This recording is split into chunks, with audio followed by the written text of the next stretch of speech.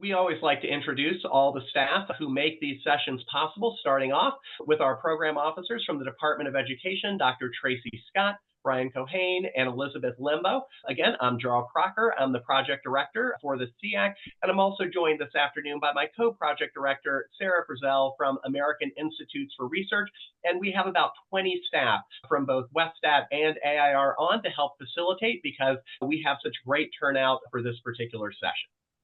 Next slide. With that, I'm going to turn it over to my colleague, Megan Gilden, to talk about what we'll be focusing on for today's session. Megan, take it away.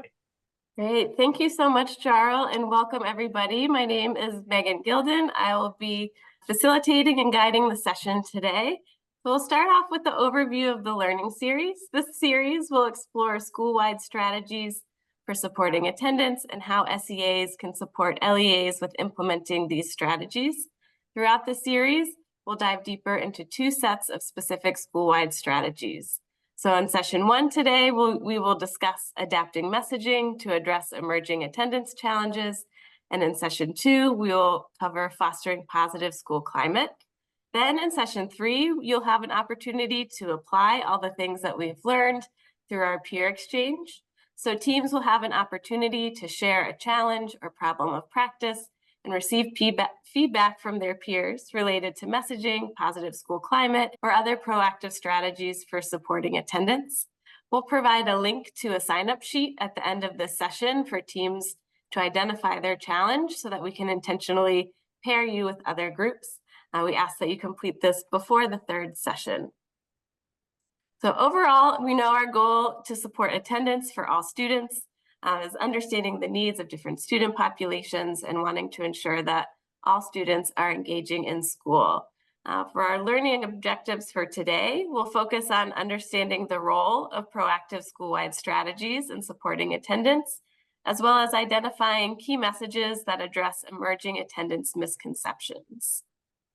So with that, our agenda for today includes a brief framing on proactive school-wide strategies, followed by a presentation by Hetty and Cecilia from Attendance Works, who will take us through emerging attendance challenges and misconceptions and how we can adapt messaging to address these challenges.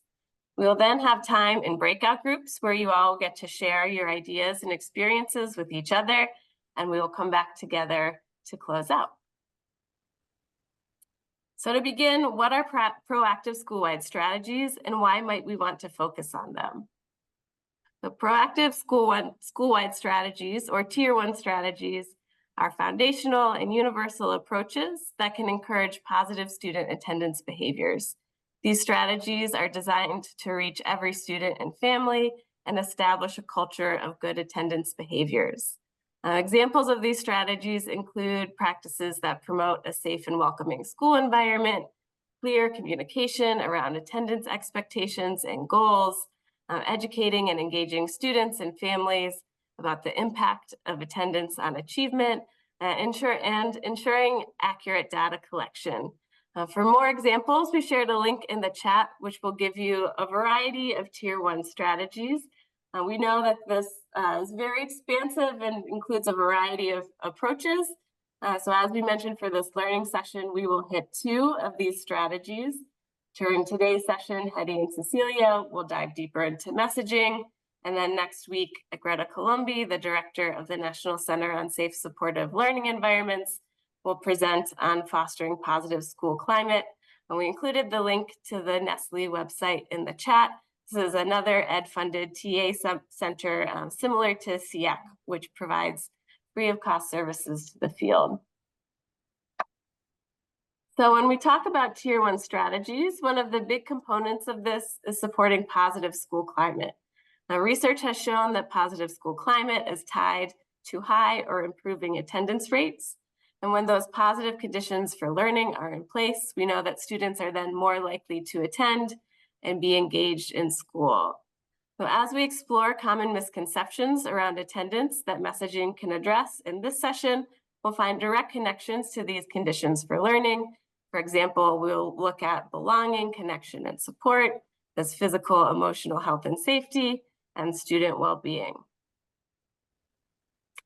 Now, while LEAs are working to implement Tier 1 strategies that are locally meaningful and culturally relevant in their school communities, SEAs also play a vital role in offering a variety of supports to promote that Tier 1 implementation.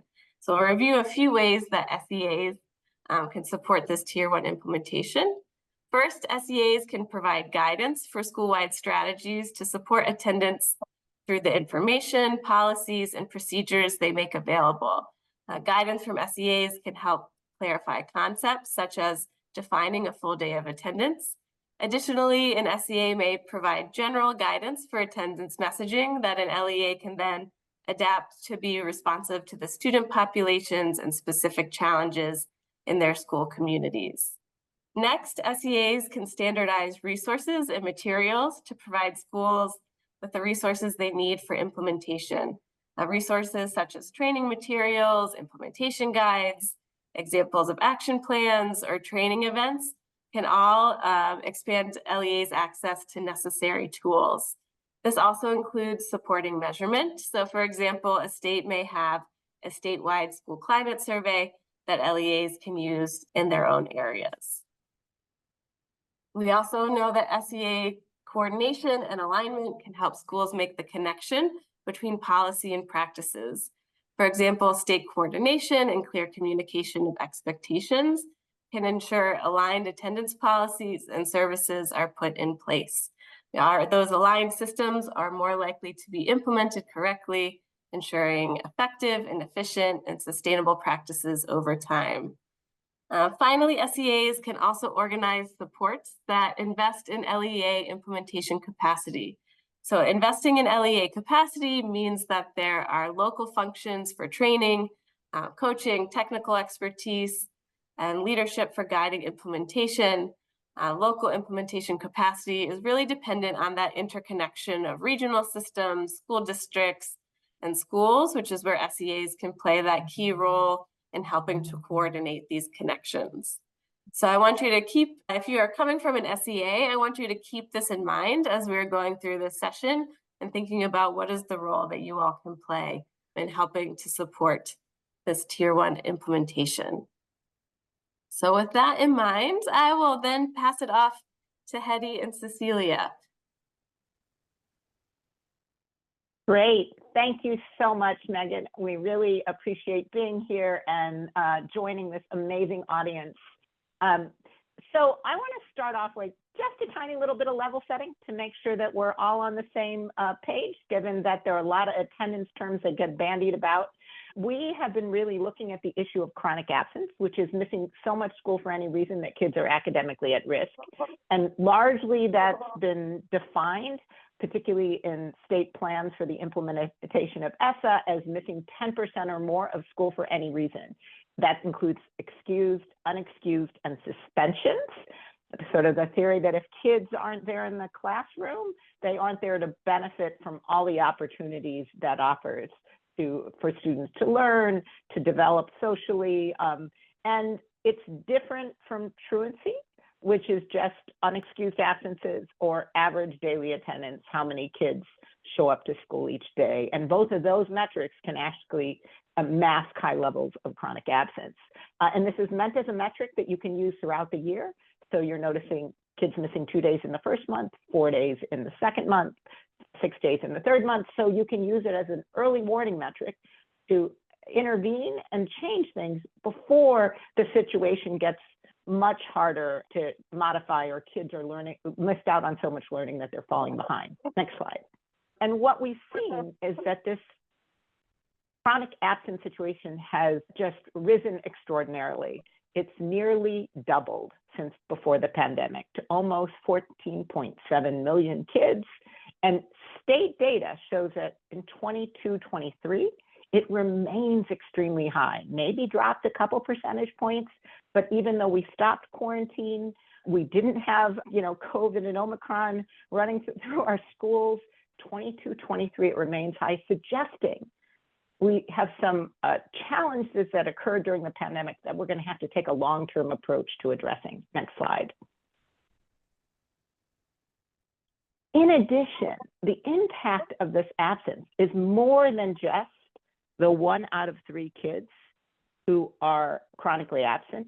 It's the 2 out of 3 kids now who are in schools with 20% or more of their students who are chronically absent. And research, particularly by Michael Godfrey, suggests that once kids are in classrooms with 20% or more levels of chronic absence, the impact is affecting the abilities of, is affecting everyone in that classroom. It's affecting teachers' ability to teach because they might have to repeat lessons, kids, their ability to set classroom norms, kids' ability to learn because sometimes they're thrown off by the churn that's happening in the classroom. And before the pandemic, we had only about a quarter of all kids in schools with this higher level of chronic absenteeism, and now it's 66%.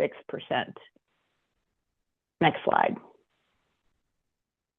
These high levels really reflect an erosion in those positive conditions for learning that Megan mentioned up earlier before.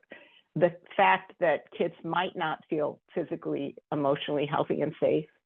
We closed down schools because we didn't think they were safe, and now we're trying to reopen them, and we got to assure them that this is the case. You know, when we were closed down and we haven't quite returned to all the normal ways of connecting, but that sense of belonging, connection, support, academic challenge and engagement, having those adults and students who have the well-being to invest in those relationships. All of these things were kind of deeply affected by the pandemic, and reestablishing them is going to take time. Next slide. It requires this multi-tiered system of support. And I would just say, in contrast to the slide that Megan showed a little bit before, we pulled out foundational supports below, because that's something that across the entire school, everyone, whether you're working on attendance, school climate, you're in your school leadership, all your teachers, everyone has to be working together to put in place. And then you can think about tiers of intervention that are more attendance specific. And I will say though that regardless of where you are in this pyramid, relationship building, making sure kids feel connected to an adult, feel they trust whoever's talking to them, feel that they have a safe person that they can speak with, and how you message about attendance matters. But it has to begin universally and then get reinforced in every tier. Next slide. And whatever we put in place in those tiers, including our attendance messaging, has to reflect an understanding of the challenges that were worsened or created by the pandemic, including the misconceptions that may be happening as a result of the pandemic. So you can see these buckets of barriers, aversion, disengagement, and misconceptions. I'm going to focus a little bit more on misconceptions, because these are things that you can really think about how messaging affects. But, you know, the fact that missing 2 days per month doesn't affect learning, that was true before the pandemic, but might be even more so now. The fact that during the pandemic, we got taught about how kids should stay home for any symptoms of illness, but that's not our reality right now. And Cecilia and I are going to work together with you to kind of unpack what are some of these misconceptions, how we think about messaging to address them, and what are some of the tools that we might be able to leverage in order to address them. And so let's go to the next slide. So here's a couple possible misconceptions that we've heard out in the world, and we're going to encourage you to use your chat now. One misconception: my child doesn't need to be at school to learn. And oh, these absences that are happening, they're not going to really affect a student's success or well-being. So curious in chat, anyone hearing comments like these in your state?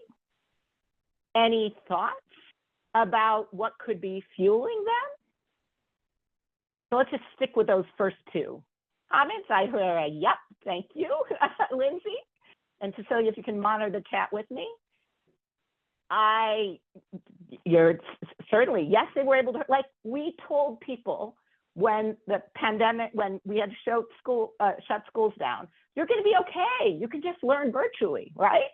like for lots of reasons, we wanted to make sure people were assured on that. Now, we're not so sure that in fact is the case, but that's what we told families. I will also say, thank you, Mandy. This is a really key piece.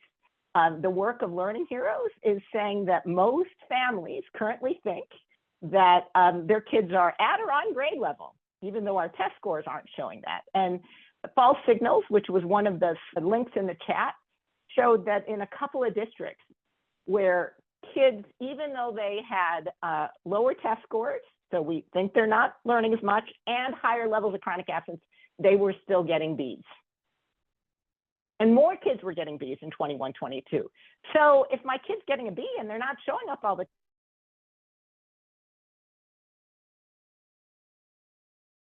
Hetty, I think, Hetty.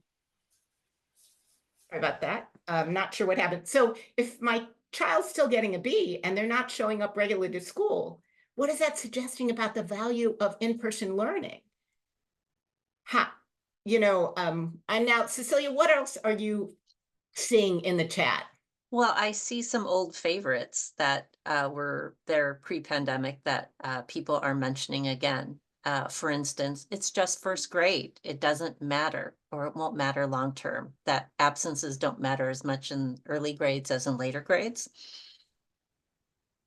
Yep. And there's interesting things about students telling parents, I don't need to show up to learn. I can just do it online. Just trust me, mom and dad.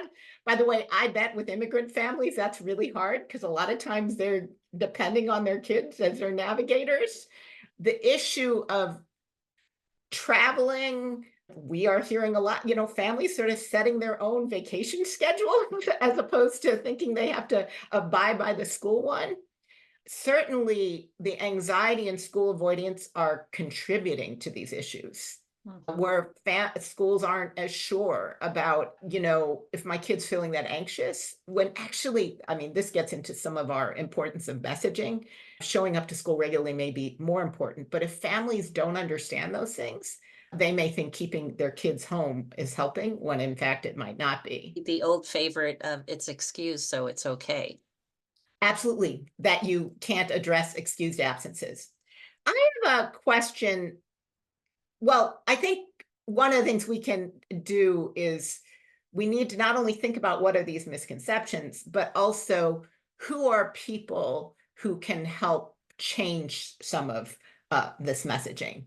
And just curious, if we have the right messages, who are some of the people that families trust, that if they say this, it can actually say these might not be the right ideas. In fact, your kid does need to be at school to learn.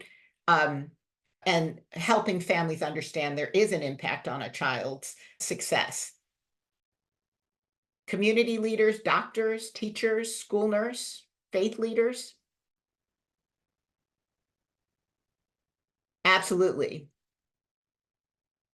So there are a number of people that we need to equip to have these messages, but I will also say finding a way so that we're all singing the same messages in a consistent way is going to be equally, if not more important than ever before.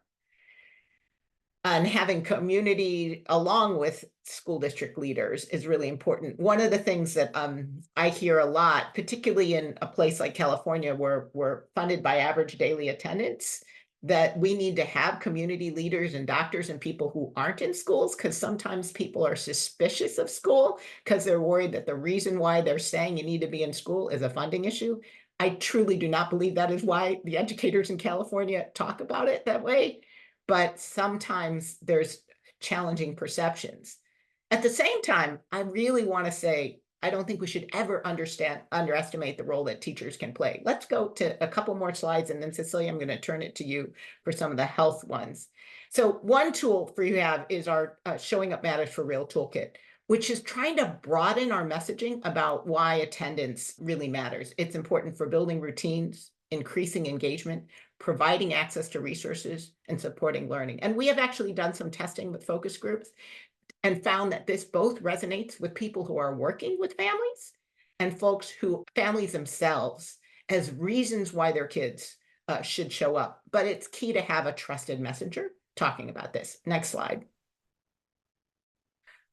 We also think if one way we can really build this in is helping teachers really help families understand when your child was missing at these times, this is what they missed out on learning, and help them understand where kids have missed out on key concepts and how absences might have affected that. And also using their data to figure out where they might have to have longer conversations, more in-depth conversations, but really leveraging this opportunity that often exists already in schools, but making sure that teachers are equipped to use attendance data and send messages that really help to debunk myths that showing up to school in person doesn't matter anymore. Next slide. And there are state messaging campaigns that we've been really excited to see. And they kind of get at that issue of belonging connection. So this is Massachusetts, where they have School is Where We Belong, that they launched in 2024. And if you go to the next slide, you can also see Connecticut's campaign, School is Better With You, and how these states then create easy to use templates and resources so everyone doesn't have to create it all on their own is something that can be a really useful way of equipping everyone from teachers to community stakeholders to superintendents to medical, doctors and physicians. And with that, Cecilia, I'm going to turn to you to talk about some of the health challenges. Thanks, Hetty. And we've already seen some of it popping up in the chat. So a lot of times what we hear in terms of the health-related misconceptions are things like parents believe they should keep their child at home for any sign of illness. Well, we know where that came from because we worked really hard at sending kids home with any sign of illness during the pandemic, and that was appropriate. Things have shifted since then, but I don't think everybody else has shifted back. Also, other things we hear is almost a sense of fatalism that you can't reduce health-related absences. And so wondering if you're hearing comments like this in your state and what might be fueling this. And we're going to keep this short because we want to get you to break out in a few moments, but love to hear what you're saying.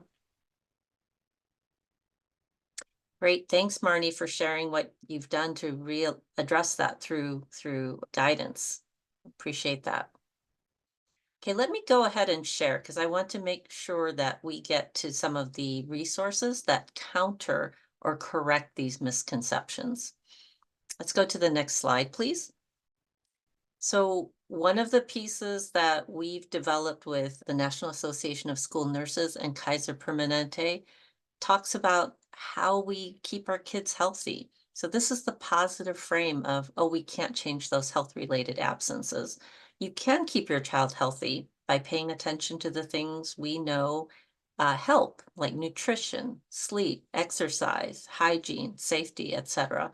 So this kind of messaging is a positive and preventive way of correcting those misconceptions. Next slide. Similarly, and this was a huge struggle, but getting guidance about when to go to school, when to stay home, and when to call the doctor has been really key. And so this is an example of the kind of information that makes it easier for families to have understanding of when to send their child to school or not. Now, not everyone's going to adopt this one. They may want to do slightly different pieces, but the clarity of the messaging is what helps families not guess or keep their kids home because they're trying to be careful. Next slide. So Hetty already talked a bit about anxiety, and this is a piece that is really helpful so that in plain everyday language, families can understand what are those signs of anxiety? What is anxiety? What should you look for? And what's the right response, right? Is it illness or is it anxiety? So these are all resources that are helpful for consistent messaging. Next slide. So I'm going to turn it over to Megan again. She's going to get us into breakout groups because we've had a beginning of a discussion in the chat, but I think people really need to talk more deeply about what's happening in their states and what solutions there will be. So Megan, back to you. Great. Thank you so much, Cecilia. As she shared, Now it's time for us to stop talking and for you all to get to talk with each other. So in a moment, we will put you into breakout groups with folks from all different states. In these breakout groups, you'll have an opportunity to discuss the misconceptions you're hearing, messaging strategies, and any challenges and needs that you're facing. We'll share in the chat 2 different Padlets where we'll take some notes. You'll see there's Padlet A for breakout groups 1 through 10, Padlet B for breakout groups 2 through 20, since we have such a large group today. So again, we'll have about 20 minutes in breakout rooms, and we'll come back together to share a promising practice and next step and close out for today. So we'll see you all back here in about 20 minutes. Okay, as folks are coming back in, I think we're waiting for folks to come in, be thinking about one strategy or promising practice you might want to share with the groups as everyone is madly trickling back into the main room.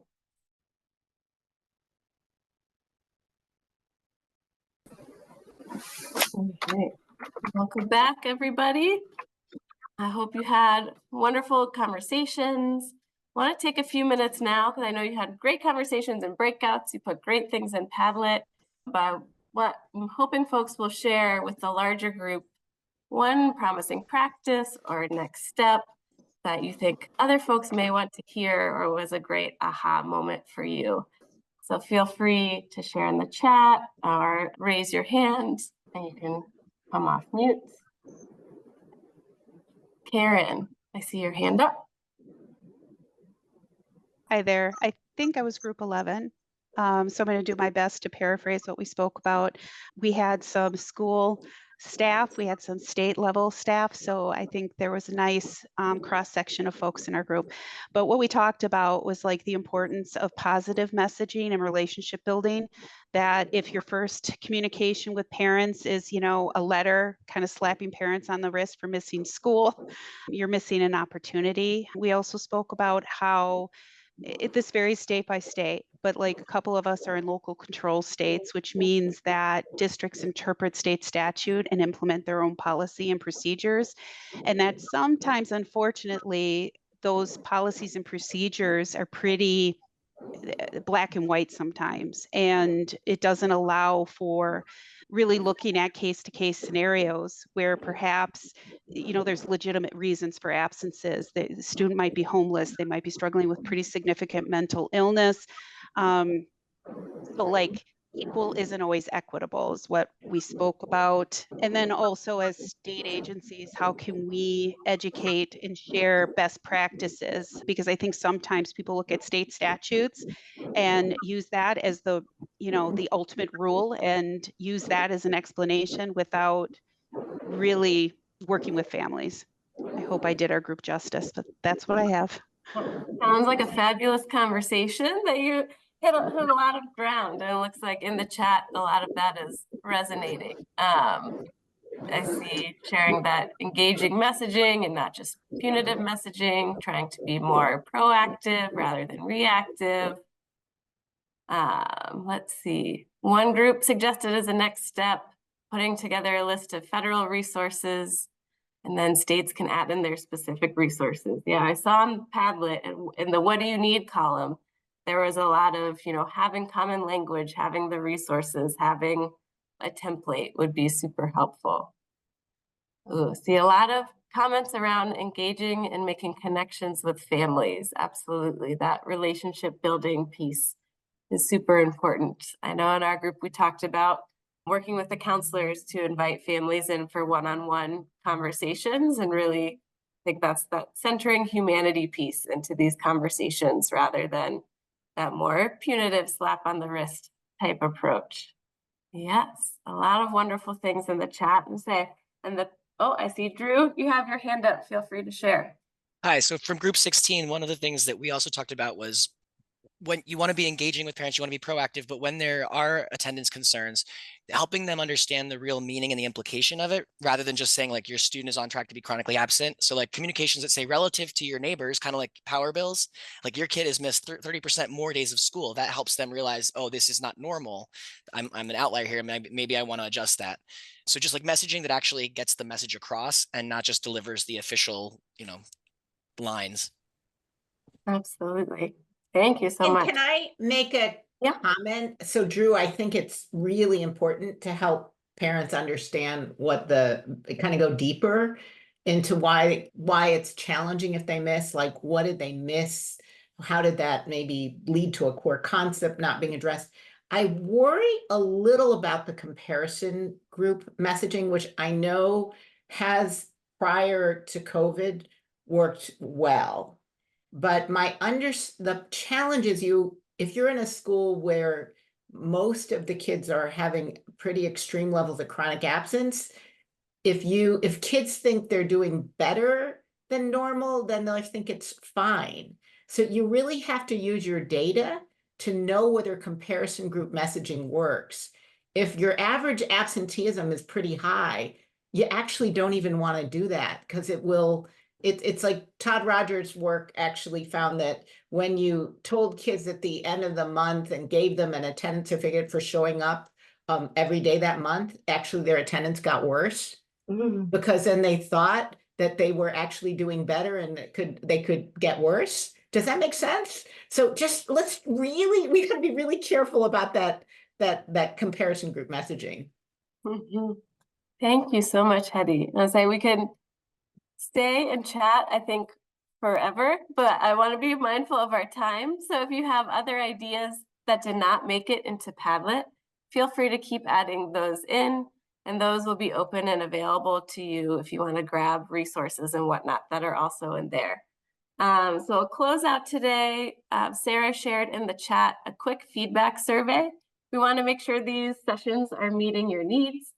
So if you can give us a quick 1-2 minute survey. So as we're closing out, please fill that in so that we can practice our continuous improvement and make sure sessions 2 and 3 are meeting your needs. So with that, upcoming next week, same time, same place, we have session 2, which will be focused on positive school climate. And then as we mentioned before, in session 3, which is in 2 weeks, that will be our peer exchange, where your team will bring a challenge that you'll get feedback from other groups on how to address that challenge and some strategies. So there are a few things to help you with that. In the chat, we have 2 tools. One is the sign-up sheet. So before session 3, if you could fill in for your team what your challenge will be so that we can intentionally pair some groups. And we also included an optional tool, which is a peer exchange guide. This is not a requirement to use, but if it is helpful to you all, this link will invite you to make a copy of a Google Doc. It just has some guiding questions that may be useful as you're thinking about what challenge you might want to share. We'll also be offering an optional office hours on the 22nd. It's the Friday before the 3rd session, if you want some additional insight or support as you are preparing your challenge for session 3. And if you do not have a team, do not worry. We'll also have rooms in session 3 for folks who are solo to be able to converse with each other. So don't think, I don't have a team, I can't attend. Please come. Please bring your ideas. There will be rooms for everybody. All right. So thank you all for participating today. We sincerely appreciate you taking your time to join us. As a follow-up, we'll email you a copy of the slides and resources. If you're interested in sessions with the center on a particular topic, you can email Taniko or Sarah, whose emails are on the screen. And then to learn more about the SEAC Center and all of our tools and supports, you can visit our website, which we'll also share in the chat. Again, thank you all for joining us. I know this is a very big topic on the top of folks' minds, and so happy that we have this space to be able to share ideas and experiences together. All right, we'll see you next time.